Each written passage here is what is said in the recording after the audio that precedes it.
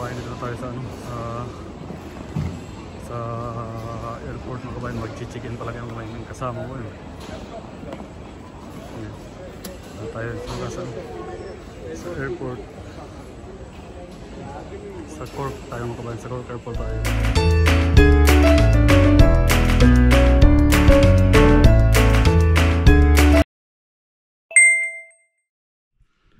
Welcome back to Kuya LG Vlog mga kabayan. Yun mga kabayan, sa wakas is makakapag-celebrate tayo ng Christmas sa Pilipinas mga kabayan. Kasi uuwi tayo mga kabayan ngayon eh. Yan mga kabayan, ready na eh. Pero medyo nakakalat pa mga kabayan ang ating mga gamit. Ito yung ating bag mga kabayan eh. Tapos andito yung ating ating maliit na mga kabayan, naka-ready na yun kasi dalawang malita namin mga kabayan eh, tag-isa kami ng malita yan.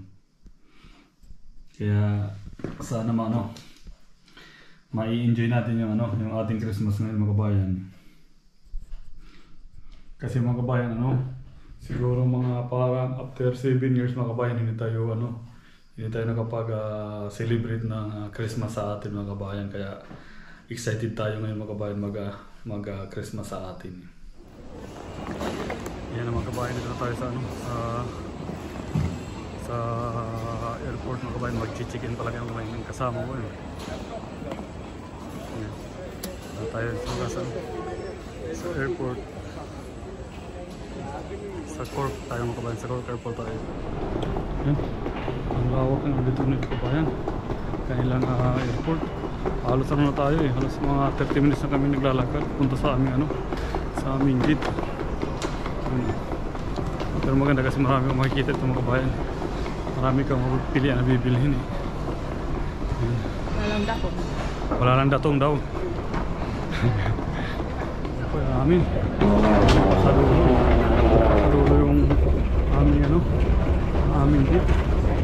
Yan ang ganda ng dito. Ang ganda ng airport mga kabayan. Ang ganda. Parang Christmas ang galang airport mga kabayan. Christmas. Yan mga kabayan, dito tayo sa Amsterdam. Maghintay pa tayo ng mga 2 at kalahating oras mga kabayan magpuntang Dubai. Yan mga kabayan, kasama natin. Kasi hanapin pa namin yung gate. Anong gate tayo, love? T9. T9. Kasi malaki-laki dito dito eh, kaya kailangan hanapin muna eh. Yung mga kabayan, tayo? Mag-dinner muna tayo mga kabayan sa Amsterdam McDo. Kasi nagugutom na kami.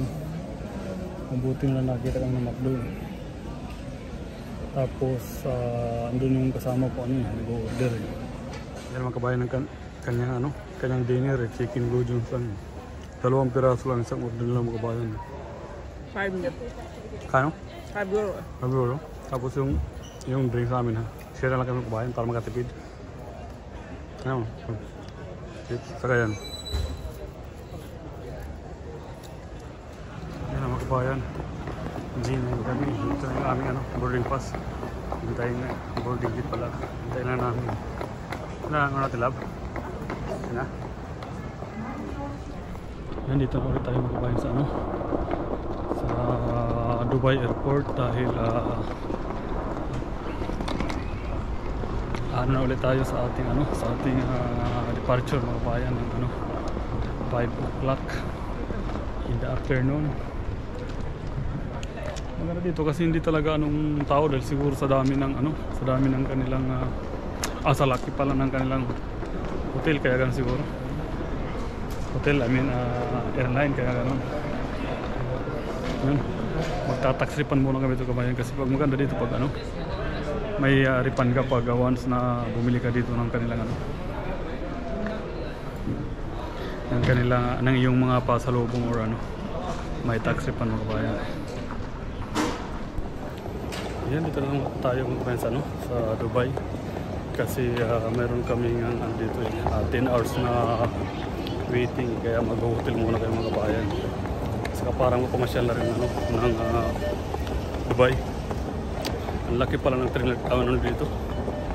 Mawawala ko pag hindi ka sanay. Mayroong train sa loob. Kaya silipin natin yung Dubai mga kabayan.